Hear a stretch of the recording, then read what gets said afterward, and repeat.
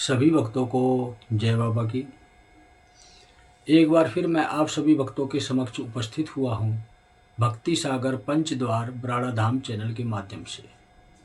देखो, बहुत से भक्त सोचते होंगे कि गुरु जी की कोई वीडियो नहीं आ रही है, क्यों नहीं आ रही है।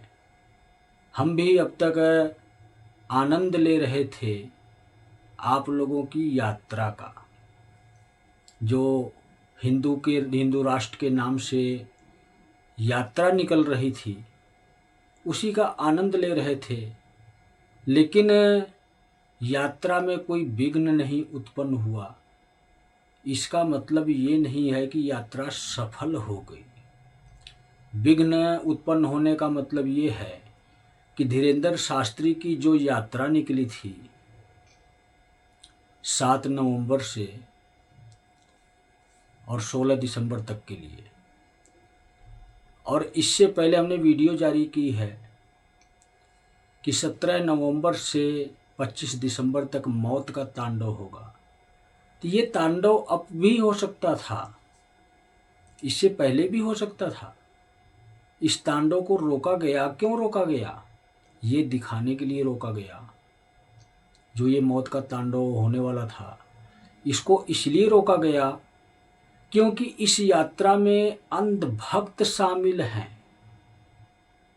जिनको दिखाई नहीं देता है तो भगवान के सच्चे भक्त, लेकिन अंधभक्त हैं, उनको भगवान दिखाई नहीं देते हैं।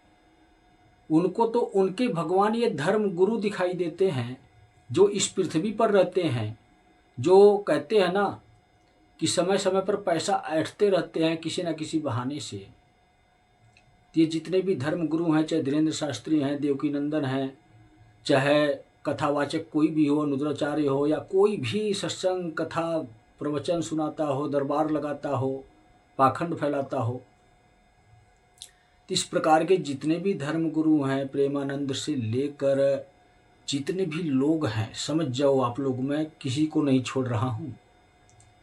ऐसा नहीं है कि कोई बचा हुआ है, क्योंकि कलयुग चल रहा है। कलयुग में जितनी भी संस्थाएं चल रही हैं, धर्म चल रहे हैं, सब एक बिजनेस है। सत्य यही है। तो धर्म की आड़ में बहुत बड़ा धंधा चल रहा है, बिजनेस किया जा रहा है, और उसी आड़ में, उसी की छत्र छाया में आप लोग अंधभक्त रहते हो, जो आज हिंदू राष्ट्र के नाम पर, भगवान के नाम पर उन्हीं पाखंडियों का चोला पहनकर देखने में तो कहने के लिए भगवाधारी बन गए, लेकिन आपको यही नहीं पता है कि आपके भगवान कहाँ मिलेंगे। आपके भगवान तो इन धर्म गुरुओं में, पाखंडियों में आपको दिखते हैं। इनके कहने से आप चलते हो। बुरा लगता है किसी को, लगता रहे मेरी बातों का, मुझे इससे मतलब नहीं है। मुझे मतलब है तो इंसान से मतलब है। और मेरे साथ कौन है? जो मेरे साथ है उनको मतलब है, तो किससे मतलब है? हैवान से मतलब है। तो मैं कोई एक नहीं हूँ और कोई अनेक भी नहीं हूँ। मैं कौन हूँ, अपनी परिभाषा मुझे बताने की आवश्यकता भी नहीं है। मानो या ना मानो, समझो या ना समझो, मैं जीरो हूँ। जीरो का मतलब समझते हो आप लोग? एक शक्ति हूँ। नाम भी मेरा बचपन का सुनना ही था, शून्य। बचपन का नाम में ही मेरा शून्य है, जीरो। तो स्टार्टिंग से ही मैं एक शक्ति का प्रतीक हूँ। जब नाम ही शून्य है, जीरो है, तो शक्ति भी जीरो ही है। और उसी शक्ति ने एक की उत्पत्ति की, मतलब शिव की उत्पत्ति की। उसी शक्ति की इच्छाओं की पूर्ति के लिए शिव की उत्पत्ति हुई है, और शिव की इच्छाओं की पूर्ति के लिए हम इंसानों की, जीव जंतु प्राणियों की उत्पत्ति हुई है। तो हम कौन हैं?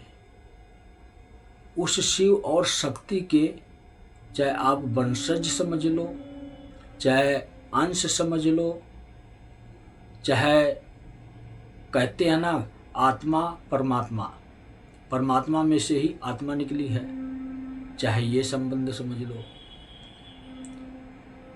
तो सत्य आपके अंदर है, सड़कों पर असत्य है, रैलियों में असत्य है, जलसे में असत्य है, जुलूस में असत्य है।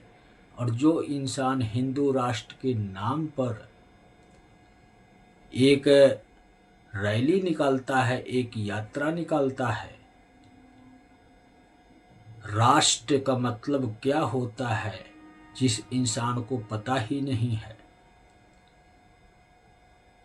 तो वो कैसे हिंदू राष्ट्र बनाएगा? राष्ट्र का मतलब होता है एक देश, एक राजा के अधीन रहने वाले लोग, एक देश, एक प्रजा, राष्ट्र इसे कहते हैं।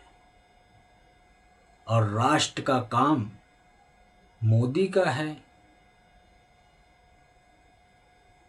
तो इसलिए धर्म गुरु हो आप लोग। आप लोगों को यही नहीं पता है कि आप लोगों का असली काम क्या है। आप लोगों का असली काम है धर्म का पाठ पढ़ाना, सत्य का पाठ पढ़ाना। तो जब अपनी पढ़ाई पूरी नहीं किए और दुनिया को पढ़ाने निकल गए तो अधर्म का ही पाठ पढ़ाओगे। धीरेन्द्र शास्त्री जी, देवकी नंदन जी या अन्य कथावाचक हों, चाहे कोई भी इंसान क्यों ना हो, तो सभी लोग अधर्म का पाठ पढ़ा रहे हैं। सभी लोग पूरी दुनिया वालों को बेवकूफ़ बना रहे हैं। सभी लोग अपने स्वार्थ के लिए धन वैभव इकट्ठा कर रहे हैं।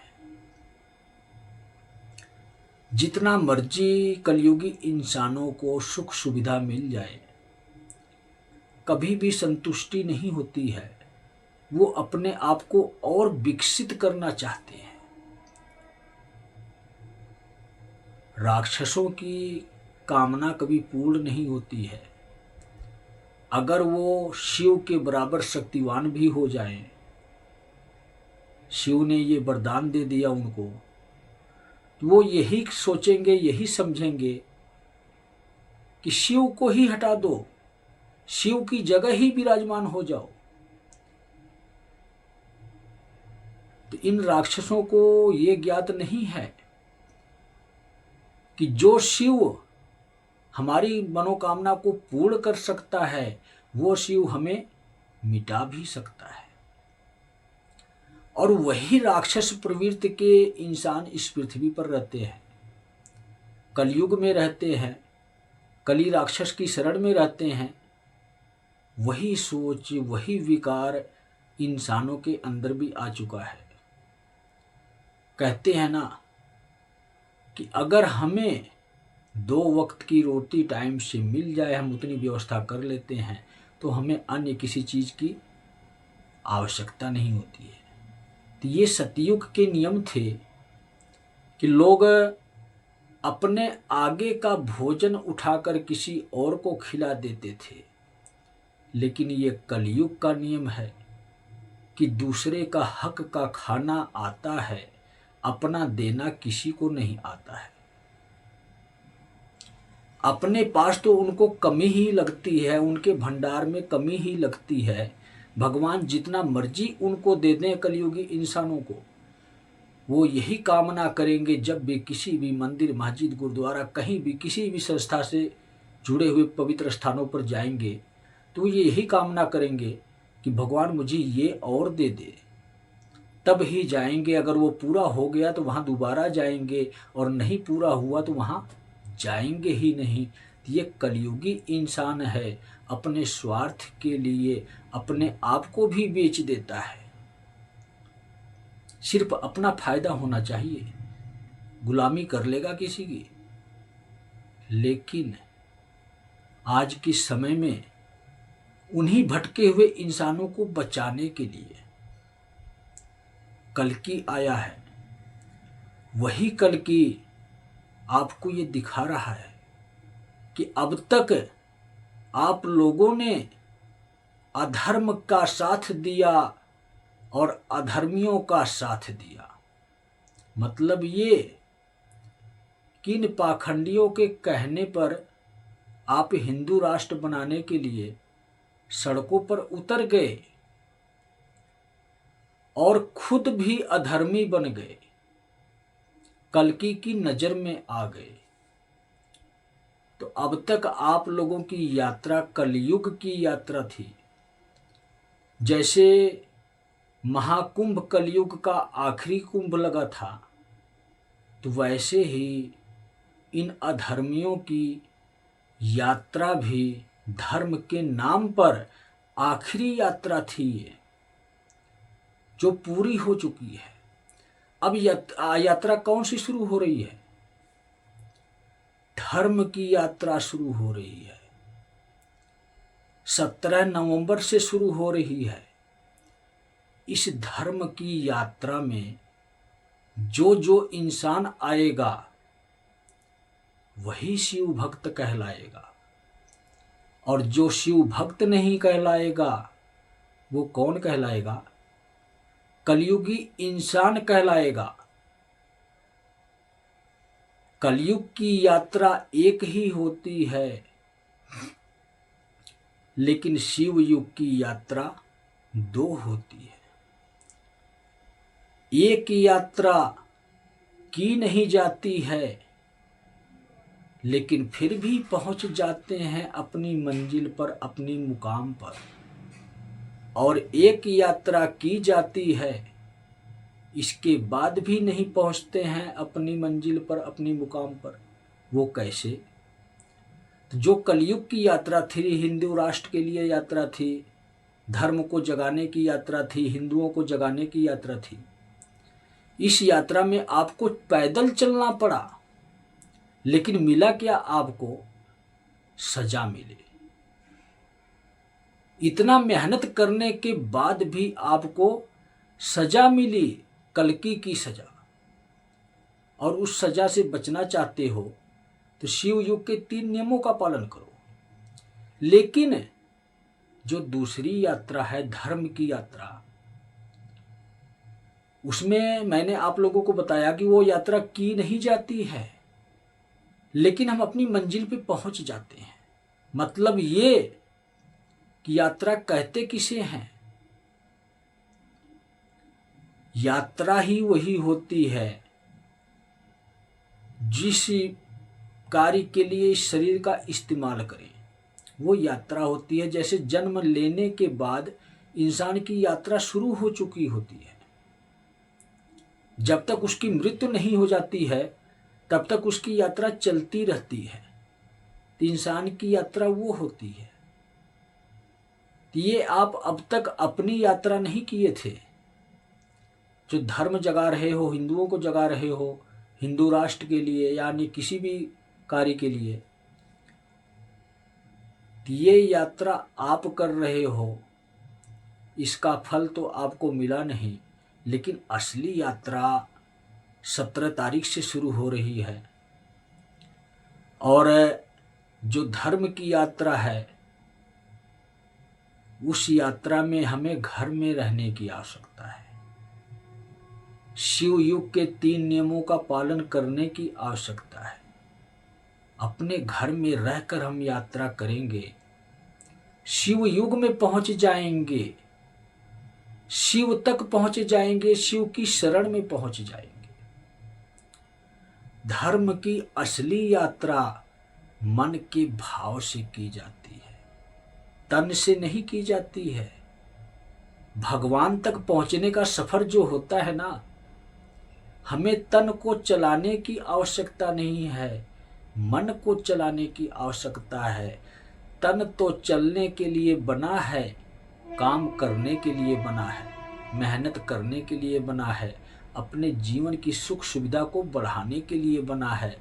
इस यात्रा में, धीरेन्द्र शास्त्री की यात्रा में ना आपको भगवान मिलेंगे और ना ही आपको इंसान मिलेंगे। मिलेगा तो कौन मिलेगा? हैवान मिलेंगे, कलयुगी राक्षस मिलेंगे।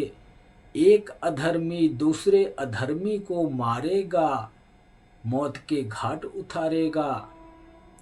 हंसी आती है सोचकर कि कल्कि की रणनीति युद्ध की बहुत भयानक है। अधर्मियों को आपस में लड़वा कर मारेगा।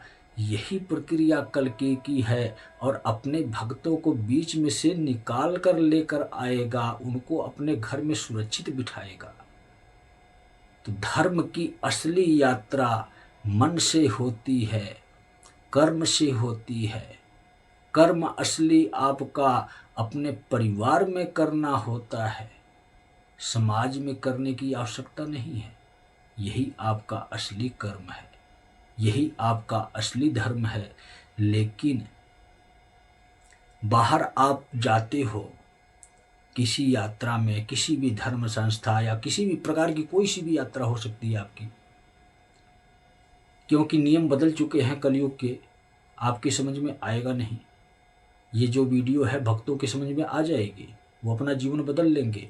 लेकिन जिस इस इंसान ने अपने स्वार्थ के लिए धन वैभव इकट्ठा किया है, अपने स्वार्थ के लिए किसी का नुकसान किया है, अपने आप को विकसित बनाने के लिए, अमीर बनाने के लिए किसी को नुकसान पहुंचाया है, हानि पहुंचाई है, तो उन इंसानों के लिए ये वीडियो नहीं है, उनकी मौत का संदेश है। यही सच्चाई है इस वीडियो की। तो यही 17 तारीख जो है ना, 17 तारीख से कल्कि की यात्रा शुरू हो रही है और इस यात्रा में कल्कि की सेना के जितने सदस्य हैं वो शामिल हो रहे हैं और भगवान के भक्त शामिल हो रहे हैं, जो शिव युग में जाएंगे, शिव तक पहुंचेंगे, शिव की शरण में रहेंगे। ये कल्कि की यात्रा 17 तारीख को शुरू हो रही है। इनके साथ अधर्मियों की मौत की भी यात्रा शुरू हो रही है। जैसे कहते हैं ना, आप लोगों ने देखा होगा वीडियो में कि एक रास्ता स्वर्ग की तरफ जा रहा है, एक रास्ता नरक की तरफ जा रहा है। इसी 17 तारीख से वो संयोग बन रहा है कि दोनों रास्ते खोले जा रहे हैं।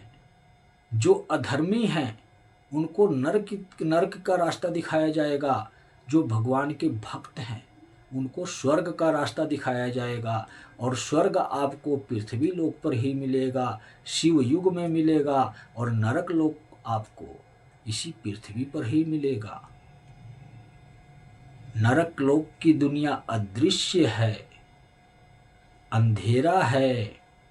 स्वर्ग लोक में आप सब कुछ देख सकते हो कि मैं एक साधारण इंसान आज भगवान बन सका, भगवान से बात कर पा रहा हूँ, पूरे ब्रह्मांड की सैर कर पा रहा हूँ। सारी शक्ति, सारी एनर्जी, सारी पावर शिव युग में सभी इंसानों को दी जाएगी, उनको पूर्ण बनाने के लिए। तो जो अधर्मी इंसान हैं वही दुनिया में मरेंगे। और वो 17 नवंबर से शुरू हो रहा है, 25 दिसंबर तक चलेगा। नए साल पे कल्कि का कदम दुनिया की सैर के लिए निकलेगा, तब शुरू होगा शिव युग। तो सभी भक्तों को जय बाबा की।